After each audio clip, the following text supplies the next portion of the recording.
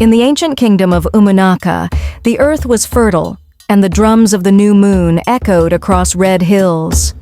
At the heart of the kingdom stood Obianuju, the great palace of Eze Obidiegwu, a king whose words were law and whose shadow frightened even the sun.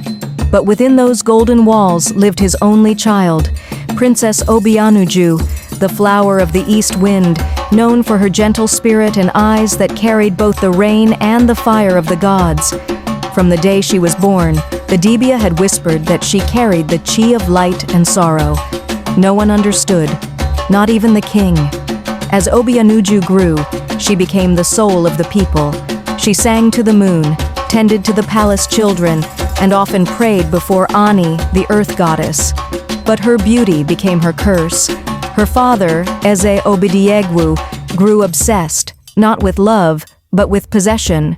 One night, when the moon hid her face behind thick clouds, the king went into his daughter's chamber.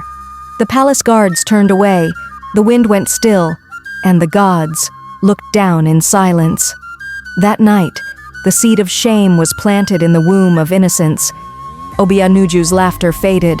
She walked the palace halls like a ghost in daylight, wrapping herself in silence. Her mother, the queen, had long died, and the king forbade anyone from asking questions.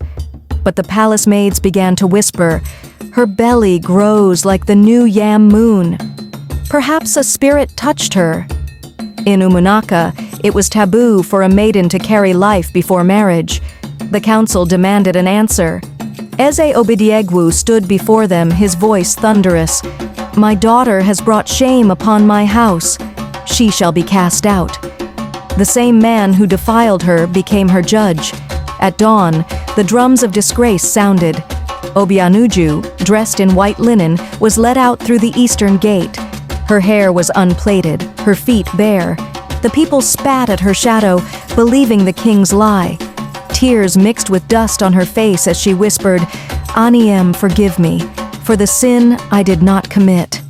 She was banished into the wilderness, heavy with child, heart shattered, and spirit broken.